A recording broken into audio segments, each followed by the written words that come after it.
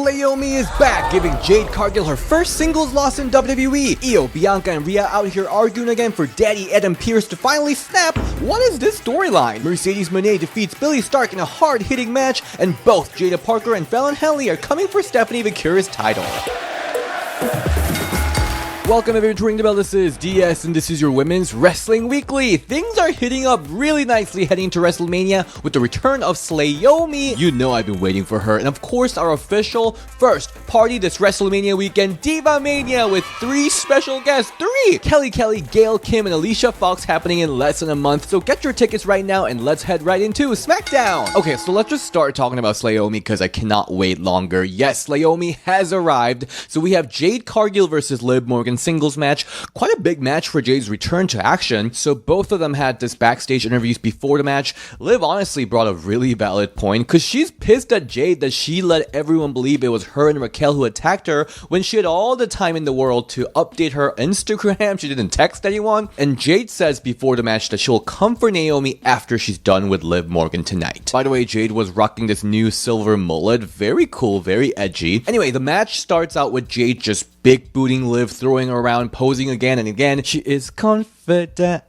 Wait, now that I see it, she kind of like reminds me of Demi Lovato's mullet. Anyway, Liv and Raquel are already over it. They're leaving this match, but Jade catches her. But with Raquel's distraction, Liv starts her offense, and Liv goes off on Jade for quite a while, even hitting the 3 amigos. But Jade reverses Liv's oblivion beautifully into a German to get the upper hand again, only for Slayomi, decked out in caution tapes, homage to ECW Trinity maybe, distracts Jade, and she clocks Jade with Liv's tag team title, letting Liv defeat Jade with an oblivion. This is Jade's first singles defeat in WWE. That's huge. Then Naomi comes in to just pummel Jade, slaps her. She then pushes Jade into the announcer table, just like she probably pushed her into the car. And she does Jade's power pose with just huge boos from the crowd. She is so back. Slayomi is back. I love it. And the match was really fun too. I'm glad that Liv got this huge win and tons of offense in this match. This was great. Satisfied. Then we got Zelina Vega versus Piper Niven, with Zelina coming out with this whole new theme song. Is this part of her rebranding now that she's in SmackDown? I don't know. Zelina changes her looks all the time, so this rebranding seems like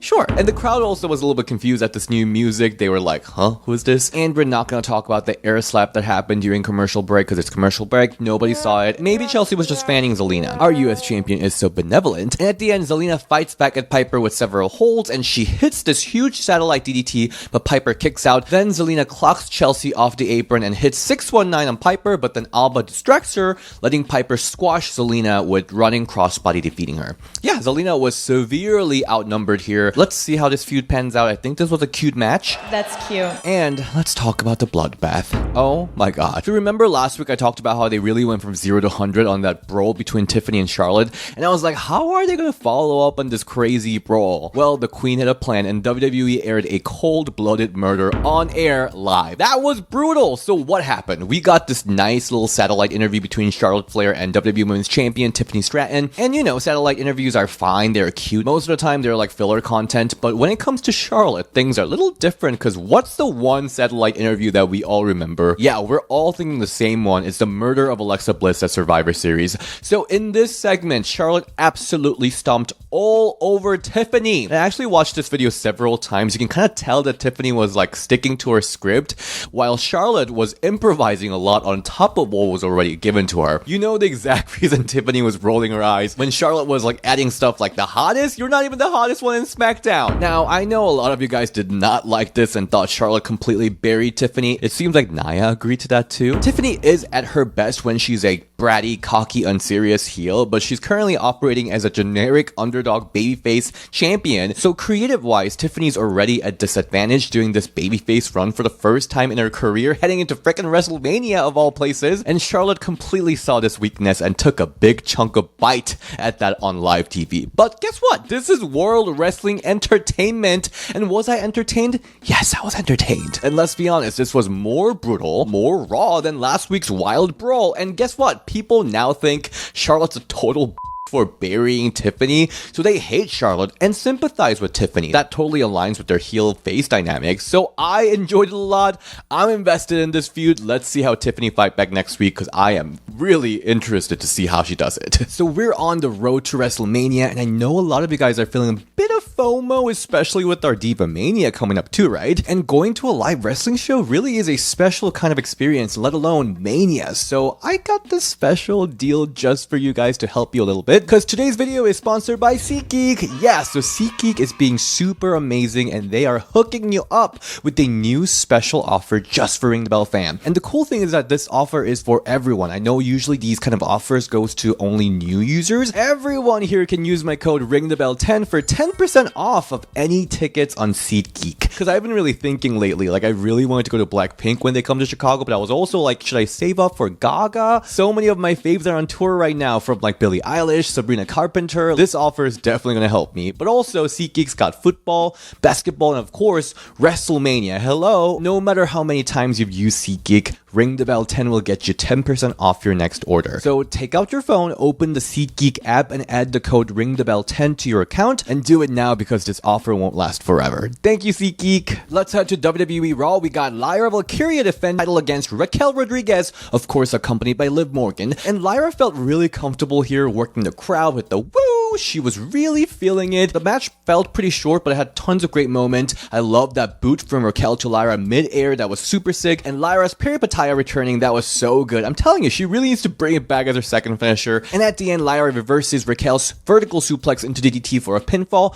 but Liv puts Raquel's foot on the bottom rope, and using this distraction, Raquel tries to take Lyra out with a Tahana bomb, but Lyra rolls Raquel up for a surprise win, defending her title. And post-match beatdown, but the role model, Bayley, comes out for the save. And remember, Lyra last week said she's going to let Bayley challenge her for the title because she previously lost to her clean for that Chamber qualifying match. So we shall see if that match is going to happen on Raw, or shall we get that at Mania? Maybe? Anyway, this match was a fun match, stratified. Then we had GM Adam Pearce out in the ring clarifying that Rhea signing the contract last week does not mean that she's going to be in the WrestleMania match, because like I said, contracts don't work that way, and you can't just sign on a random contract. And then he starts to talk about Rhea's rematch clause that apparently he wanted to talk about for the last couple of weeks, only for the Women's World Champion Io to interrupt, saying that she will take on both Bianca and Rhea at WrestleMania. Then Bianca comes out saying, oh hell no, she and only she deserves the Mania match, and Rhea did not earn the opportunity. Rhea Ripley then comes out interrupting again, asking Adam Pearce for the rematch, with Bianca telling her to wait till after WrestleMania, and they start arguing again, and Io gets pushed to the side again, literally, with Adam screaming at everyone like he's a father, yelling at little girls. She says Rhea will have a rematch against Io next week, and the winner will go to Mania against Bianca. And the moment Adam Pearce leaves the ring, we see the three start brawling, giving a preview of the triple threat match that we most likely will get.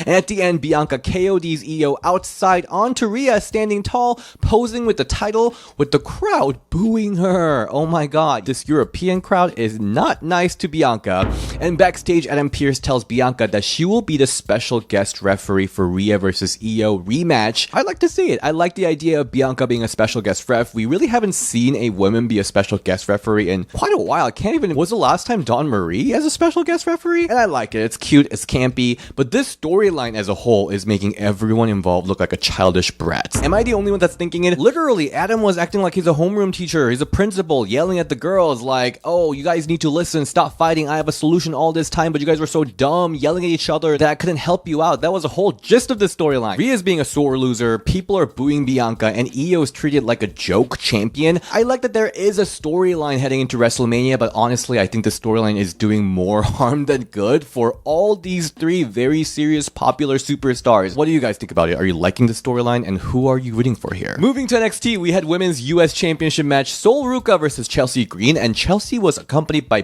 both Alba and Piper here. And it doesn't even matter that we didn't have much storyline heading into this championship match. Sol is such an interesting performer. She's just fun to watch, and she pulls out so many cool moves. I really think she's one of those people that's like ready to go to main roster, like, I don't know, right after this WrestleMania. She just really stands out. I also love her continuing the Rainbow DDT alive in NXT, and you could just tell that she's improving so much as a performer, as a wrestler, because she was telling just a great story of selling her knee as Chelsea continues to target it. Alba and Piper will keep interfering in this match, so Zarya spears the heck out of Alba, then Piper takes out Zarya, and Soul takes out Piper with this wild moonsault to the outside, and using this distraction, Chelsea blocks Soul's Soul Snatcher and finishes her with Unprettier, defending her title. Really great match, I'm satisfied. Then we got a celebration promo from the double champion Stephanie Vaquer, and she starts out by saying English isn't her first language, so this is difficult, but wrestling is her first language. I don't know, I was like kind of really emotional seeing her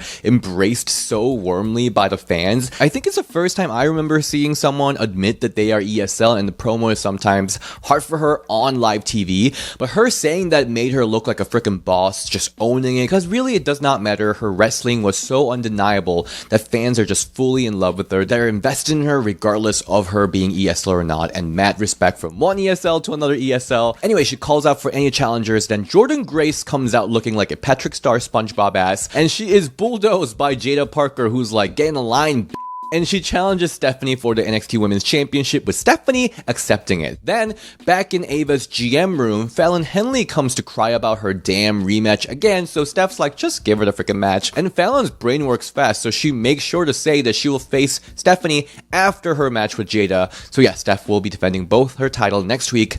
Guessing she'll drop one of them, right? We then got Carmen Petrovic versus JC Jane, and mid-match, Ashanti Adonis, who's Carmen's boyfriend, pulls out a steel chair and hands it to Carmen while the referee is like clearly seeing the whole thing. I guess he's still upset about getting chair shot by Toxic Attraction last month. He's like, get this over with, but you know Carmen, she's like, no, I want to win this fair and square, and she pushes the chair back to Ashanti, and using this distraction, JC clocks Carmen with a rolling anchor, defeating her. Yeah, I like this little side storyline lovey-dovey Carmen is having, but Toxic Attraction seems like mostly lost right now. I don't know what they're doing, what their agenda is. I need a little bit of a refreshing, but I think the match was fine. It's fine. And then we had a mixed tag match, Izzy Dame with the Culling versus Adriana Lizzo and D'Angelo family. This was a hectic match with both Izzy and Adriana showing so much fire. By the way, I have to point out though, I did like Adriana's like previous tracksuit style gear better. She's now looking like every other NXT girls. Like, we have to talk about every women's gear is looking the same lately. This is a whole pandemic affecting everyone in the women's wrestling. This really was spicy. Love Izzy's diving codebreaker, both of their dives to outside, and just catfights after catfights. But at the end, we see Tony D'Angelo backstage gets attacked, and using this as distraction, the Culling picks up the win. Yeah, this was a really fun mixed tag match. Good to see Izzy and Adriana killing it there. I'm satisfied. Moving to AEW Dynamite, we saw two huge matches. First, TBS Championship, Mercedes Moné versus Billie Stakz, and they even played this really nice promo video for Billie before the match, and the match starts with Mercedes slapping away Billie's handshake and just punching her, slapping her, having fun with her, but Billie quickly fights back. She goes hard with a tope dive to the outside, senton from the top rope to the floor, and senton bomb for two. She has no chills. And then back from the commercial, we see my favorite Mercedes move at this point, the tombstone double knee whatever move. This move has some finisher potential, Mercedes. I know you're a very proud person. You're very proud of Moneymaker, but we'd really like a new finisher. If you're open to it, this would be a great candidate. And from here, Billie's tough style of wrestling really starts to shine, from that rough backdrop to this wild electric chair, but instead spiking Mercedes' neck into the mat. That was so scary. But Mercedes saves herself with a foot on the rope. Billie then misses the senton on the apron with it sounds like her back broke, and Mercedes rolls her off for a bank statement, tapping Billie out. Yeah, this was a great match, especially at the end. It was so hard hitting. And post-match backstage, Mercedes makes fun of Billie and whoever dumbass that trained Billie, aka Athena. So yeah, Athena versus Mercedes is definitely coming real soon, and I'm kind of scared of it because first of all, like, the power this match holds is gonna be too good, but also second, will Athena drop her title to Mercedes? That will be blasphemous. Like, she didn't hold this title for 2,000 days just to drop to Mercedes. I don't know. Like, I'll be annoyed because I think she needs to drop it to someone that really needs that rub, and Mercedes does not need it. We'll see. I'm very excited for this match, but this match 100% satisfied. I'm really happy Billie finally escaped ROH for a second to be showcased in this grander stage with Mercedes Moné, and she's like so freaking talented. And Mercedes is on a roll lately with bangers after bangers after bangers after bangers. And yes, this was another spectacular match. She's really out here doing something special here. So happy for Mercedes. Then we got main event Megan Bayne versus Chris Statlander, and Toni Storm is in the commentary killing it. And Toni was saying so many stuff, I don't even know if I heard it right. I think she said something like Tony Schiavone paid $45 for his Hollywood ending, and I'm like, she's crazy. She's crazy. She's saying both Megan and Statlander should like crush some melons with their thighs. Anyway, the match was great as expected because we know Chris Statlander is another certified banger maker. I say this all the time, but Statlander is freaking amazing. She's doing like both power moves and moonsault flippy, everything. Like she is giving you everything you want from a wrestler. I really wish she could have done a little more with her heel run because I thought that was like such a good move for her, especially because like people think character work is her weak point. Megan was great here with her power moves. You could see that she's landing all these power moves with sheer power. Anyway, Penelope was keep interfering from outside and she gets caught tripping Statlander, at which point she gets ejected by the referee. Then we get this amazing back-to-back war of German suplexes between them, and this is awesome chant breaking out. Then the match spills to outside where Megan pushes Statlander straight into Toni Storm and she lands F5 on Statlander outside. She then yells, "Watch this" to Toni and hits another F5 on Statlander, defeating her. Post-match, Toni Storm storms into the ring to start swinging with Megan, with security breaking them apart. Then Toni clotheslines Megan out of the ring, standing tall finally. And she challenges Megan for a date at AEW Dynasty because she'll be leaving with her strap on. Alright, Toni, you are crazy. Yeah, this was a big girl versus big girl fantasy we wanted, we needed. They were really great together, and Toni dropping mic drops after mic drops in the commentary was just it was just great. This was awesome, satisfied. And on Collision, we saw Queen Aminata versus Julia Hart, but before this match, Serena Deeb interrupts Aminata's interview to bring this binder of 1,000 wrestling holds. She's been working on it for 20 years, and Aminata's like, girl, I don't need this, professor. Let me do this by myself. And she brought that sass to the match too. She was showing a bit of a heel tendencies here. That hip attack on the barricade looked so scary, and she's like, I can do holds, look at this nose hold. Yeah, she was having a lot of fun in there. Anyway, at the end, Aminata misses her drop kick and Julia rolls her up for the surprise win, defeating Aminata. The ending kind of came out of nowhere, especially for like the end of the trilogy match, but also I did not even realize this was like the rubber match of a trilogy. Anyway, we'll see how this Professor and Queen relationship goes because I want to see Serena Deeb more on my TV in general, so let's go. But I think this match was fun, I'll say satisfied. And to quickly go over TNA, Masha Slamovich, our Knockouts champion, is challenged by Tessa, but is attacked by JC Jane from NXT, which I thought was interesting because TNA is doing this again where their champion is keep fighting NXT girlies and not their own stars. Like we saw how that left the division after Jordan Grace left, and they had to bring in Tessa to bring in more star power. But for JC, this is a golden opportunity. This is a desperate opportunity to stand out. She really has been underutilized since Mandy Rose left, and that's like how many years ago? And later we see By Elegance title win celebration that goes total mayhem as Spitfire, Metaphor, and Gigi and Tatum all come out to ruin this party. And the segment ends with Lash legend Gorilla Presses throws a security out of the ring, which gets Ariana Grace to ban them from the ringside, and we'll be getting Ash by Heather by Elegance versus Gigi and Tatum next week. So another NXT situation. At this point, they are really invaded by NXT. I think they need to spend a little more time building their own stars, but we'll see. Anyway, that is it for this week's Women's Wrestling Weekly. If you haven't yet, make sure to grab tickets for Ring the Bell's first official party, Diva Mania, in Las Vegas. It's happening less than a month, and I have a couple people asking, like, is it okay to go alone? I see a lot of people buying single tickets, which means all the Diva stands are coming there to meet each other. It's gonna be a really fun place for you guys to meet other Diva stands, like how I got to meet all of you guys to Ring the Bell. So it's gonna be such a great opportunity to just party with all the other Diva stands, with Feeling Me blasting. It's gonna be amazing. And if you want to follow me on social media, you can find me at DShin on Instagram and Ring the Bell DS on Twitter, and I'll see you guys next time. Bye!